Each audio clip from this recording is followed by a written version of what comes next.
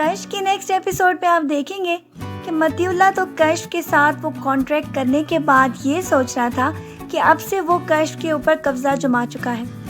کشف کو تو وہ اپنے آستانے پہ بٹھانے کے بعد بہت ساری دولت حاصل کرنے والا ہے۔ یہ ساری باتیں تو اس کو دل ہی دل میں بہت خوش کر رہی تھی، کیونکہ آگے تو اس کے پاس دولت کے انبار لگنے والے تھے۔ لیکن اس کو کیا معلوم کہ کشف کی زندگی تو آگے A to Z بدل جانے والی ہے۔ اس کے کہنے پہ تو وہ آستانے پر آ گئی تھی، آنے کے لیے تو وہ مجبور ہو چکی تھی، کیونکہ جو کانٹریکٹ اس نے متی اللہ کے ساتھ کیا تھا اس کے مطابق اس کا آستانے پر بیٹھنا بہت زیادہ ضروری تھا، اور جو بھی آستانے پر رقم یہ سب کماتے اس میں سے آدھا کشف کو مل جاتا اور آدھا متی اللہ کو۔ یہ سارا کچھ تو سب کچھ طے تھا، اور آستانے پہ آنے کے بعد تو لوگ بہت زیادہ خوش تھے، کیونکہ کشف کے آنے کے بعد تو آستانے پر وہی سلسلہ شروع ہونے والا تھا۔ لوگ اس سے اپنی ساری رودات سنا کر تعویذ اور اپنے خوابوں کی تعبیر جاننے والے تھے۔ یہ ساری باتیں تو لوگوں کو بہت زیادہ خوشی دے رہی تھیں۔ کمزور ایمان والے لوگ تو ایسے ہی لوگوں کے ہاتھ کھلونا بنتے ہیں، اور متی اللہ جیسے لوگ تو ان لوگوں کی کمزوری کا فائدہ اٹھاتے ہیں۔ کشف کے آستانے کے اوپر جانے کے بعد تو وجدان کی والدہ نے بہت زیادہ واویلا مچایا، اور وہ اس بات کے اوپر بہت زیادہ خفا تھی کہ کشف کیوں آستانے پر چلی گئی ہے۔ تھوڑی دیر پہلے کے واقعات تو یہ سارے ہی بلا بیٹھے تھے کہ اگر کشف اس وقت پیسوں کا بندوبست نہ کرتی تو اس خاتون کے بیٹے کا تو انتقال ہو ہی جاتا، لیکن بیچاری کشف کے بارے میں کون خیال کرے۔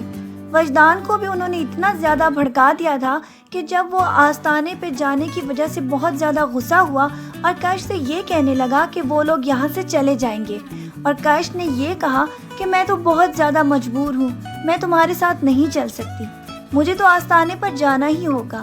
وجدان کے اصرار کرنے پر بھی کشف جب نہ مانی تو غصے میں آ کر اس نے وہی 3 الفاظ بول دیے، وہی 3 الفاظ جو کہ ایک رشتے کے خاتمے کے لیے استعمال ہوتے ہیں۔ میں تمہیں طلاق دیتا ہوں، طلاق دیتا ہوں، طلاق۔ کتنا آسان ہوتا ہے نا یہ 3 الفاظ بول دینا اپنی انا کی تسکین کے لیے، کہ اگر تم میری بات نہیں مانو گی تو میں یہی 3 الفاظ بول کر تمہیں اپنی زندگی سے باہر نکال دوں گا۔ لیکن ان 3 الفاظ کی باز گشت جب آپ کے کانوں پر دوبارہ واپس لوٹتی ہے تو اس کے بعد کیا ہوتا ہے یہ آگے جا کر آپ کو لاسٹ ایپیسوڈ میں پتہ چلے گا۔ وجدان تو اس کو طلاق دے کر وہاں سے رخصت ہو گیا تھا، اور یہ سمجھتا تھا کہ اپنی انا کو وہ تسکین دے کر یہاں سے رخصت ہو جائے گا، لیکن آگے اس کو کیا معلوم تھا کہ کشف تو اس کی روح ہے، اس کی زندگی ہے، اس کے بنا وہ کیسے جی سکتا ہے۔ طلاق کے 3 الفاظ بولتے ہوئے تو اس نے ایک لمحے میں بھی ان تمام باتوں کے بارے میں سوچا بھی نہیں تھا، اور وہ تو صرف اس کو یہ جتانا چاہتا تھا کہ میں تمہیں طلاق دے کر تمہاری زندگی برباد کر رہا ہوں۔ کشف کا تو اس کے بعد بہت ہی برا حال ہو گیا۔ وہ تو کبھی یہ سوچ بھی نہیں سکتی تھی کہ وجدان جو کہ اس سے اتنی محبت کرتا تھا کہ اپنا گھر تک امتیاز صاحب کے نام کر چکا تھا، اس کے سامنے تو زندگی کی کوئی وقت ہی نہیں تھی۔ وہ تو صرف کشف کے لیے جیتا تھا اور کشف کے لیے مرنا چاہتا تھا۔ آج اس نے 1 سیکنڈ میں 3 الفاظ بول کر اس کو اپنے لیے ہمیشہ کے لیے بیگانہ کر دیا۔ یہ ساری باتیں تو کشف کو رہ رہ کے یاد آتی رہیں، اور اس کے بعد اس نے چپ سادھ لی کہ آج کے بعد وہ کسی سے بھی بات نہیں کرے گی۔ کشف کے والد تو اس کو آستانے پر بھی لے جاتے تھے، لیکن وہاں جا کر وہ کسی سے بھی بات نہیں کرتی تھی۔ وہ تو ایک زندہ لاش بن چکی تھی، کیونکہ وجدان کے بنا رہنے کا تو وہ کبھی تصور بھی نہیں کر سکتی تھی۔ آگے جب آستانے کی کمائی میں بہت زیادہ کمی ہونا شروع ہو جائے گی تو متی اللہ اور اس کے والد کے درمیان جھگڑے شروع ہو جائیں گے کہ کشف کو سمجھاؤ، جبکہ دوسری طرف آپ دیکھیں گے کہ وجدان کی بھی ذہنی حالت آہستہ آہستہ بہت زیادہ خراب ہونے شروع ہو جائے گی۔ وہ خود سے باتیں کرنا شروع ہو جائے گا، کیونکہ کشف کے بنا تو وہ کبھی رہ ہی نہیں سکتا تھا، اور اپنے اس پچھتاوے کے اوپر کہ اس نے کشف کو طلاق دے کر اپنے سے جدا کر دیا ہے، وہ اپنا دماغی توازن کھوتا چلا جائے گا۔ دوسری طرف کشف کی حالت بھی روز بروز خراب سے خراب تر ہوتی چلی جائے گی۔ وہ تو کبھی بھی وجدان کو بھلا ہی نہیں پا رہی، اور وہ الفاظ اس کے دماغ میں بہت زیادہ تکلیف کا باعث بن چکے ہیں۔ اس زندہ لاش کو دیکھ کر تو لوگ وہاں آستانے پہ بنا رقم دیے وہاں سے چلے جائیں گے۔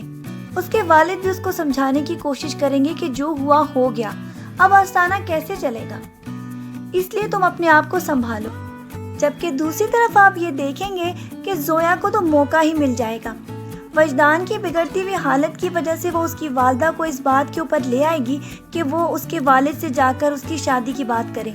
اگر اس کی وجدان سے ایک بار شادی ہو جائے تو وہ وجدان کو سنبھال لے گی۔ اسی لیے اس کی والدہ وجدان کا رشتہ لے کر امتیاز صاحب کے پاس جانے والی ہے۔ زویا تو اس بات کے اوپر بہت خوش ہوگی کہ اب وجدان اس کا ہونے والا ہے۔ کش بی بی کی خاموشی کے بعد تو آستانہ جیسے بے رونق ہوتا چلا جائے گا۔ لوگوں کو بھی اس بات کے اوپر بہت زیادہ کمپلین ہوگی کہ کش بولتی کیوں نہیں۔ وہ تو آ کر اپنی روداد اس کو سناتے ہیں لیکن آگے سے وہ کسی بات کا جواب دیتی ہی نہیں۔ اسی طرح آستانے کا سارا سلسلہ خراب سے خراب تر ہوتا چلا جائے گا، جبکہ کش اپنے خواب میں یہ دیکھ چکی ہے کہ وہ اچانک مر جائے گی اور اس کے مرنے کے بعد تو سارا کا سارا سلسلہ ہی بدل جانے والا ہے۔ یہ خواب تو ابھی تک اس نے کسی کو بتایا ہی نہیں کہ وہ خواب میں اپنی موت دیکھ چکی ہے۔ اپنی لاش کو بھی وہ صاف طریقے سے دیکھ چکی ہے اور اس کے بعد کی تباہی بھی، کہ جب وہ مر جائے گی تو اس کے بعد ان کا سارا گھرانہ بہت زیادہ تکلیف میں آنے والا ہے۔ وہ وجدان جو کہ اس کو طلاق دے چکا ہے وہ اپنا ذہنی توازن پوری طریقے سے کھو دے گا اور اس کے بعد وہ اس کے مزار پر آ کر اپنے ہی انداز میں رقص کرتا ہوا اسے خواب میں نظر آیا تھا۔ اس کا رقص کرنے کا انداز تو صاف بتا رہا تھا اور چیخ کر یہ بول رہا تھا کہ یہ اپنے ذہنی توازن کو کھو بیٹھا ہے، جبکہ خواب میں اس نے یہ بھی دیکھا تھا کہ اس کے مرنے کے بعد اس کے لالچی والد کا کیا حال ہوا۔ سڑکوں پر تو وہ اس کو بھیک مانگتے ہوئے نظر آئے۔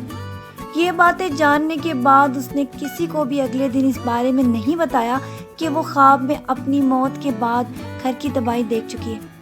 وہ تو بہت زیادہ خوفزدہ ہو گئی تھی کہ اس کے مرنے کے بعد اس کے گھر والوں کا کیا حال ہونے والا ہے۔ جو خواب بھی اس کو آج تک نظر آئے تھے وہ سب کے سب سچے تھے۔ یہ خواب بھی سچا ہونے والا ہے۔ وہ تو یہ سب کچھ جانتی ہے۔ اس کے بعد تو اس کو اور زیادہ خاموشی لگ جائے گی۔ وجدان کی والدہ جب زویا کا رشتہ لے کر امتیاز صاحب کے پاس آئے گی تو اس کے بعد وجدان صاف الفاظ میں کش کو یہ کہہ دے گا کہ تم سے محبت کرنا میری بہت بڑی غلطی تھی۔ یہ اس کا کہنا ہی ہوگا کہ کش کے لیے اس کے تابوت کا یہ آخری کیل ثابت ہوگا اور کش یہ صدمے کی تاب نہ لاتے ہوئے اسی وقت مر جائے گی اور وہی کچھ اس نے خواب میں دیکھا تھا اس کے بعد پے در پے وہی سب کچھ ہونے والا ہے۔ کش کے مرنے کے بعد تو متی اللہ امتیاز صاحب کو یہ کہہ کر اپنے آستانے سے باہر نکال دے گا کہ اس کو اب ان کی کوئی ضرورت بھی نہیں۔ وہ تو صرف کش کی وجہ سے اس کو آستانے پہ رکھے ہوئے تھے۔ کش نے جو خواب میں اپنے والد کے بارے میں دیکھا تھا اب وہ ہی سب کچھ ہونے والا ہے۔ سڑکوں پہ جگہ جگہ بھیک مانگ کر وہ اپنا گزارا کرنے والے ہیں۔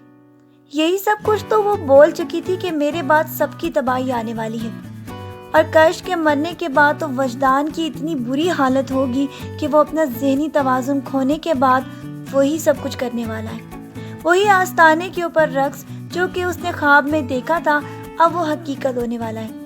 جو کوئی محبت کرنے والوں کے درمیان اس طرح دوریاں پیدا کرتا ہے اور یہ سمجھتا ہے کہ وہ زندگی میں خوشیاں پا لے گا تو ایسا ممکن نہیں۔ وقتی خوشی تو وہ لوگ پا لیں گے لیکن بعد میں جو ان کے ساتھ ہوگا وہ ویسا ہی جیسا کش کے ڈرامے میں دکھایا گیا ہے۔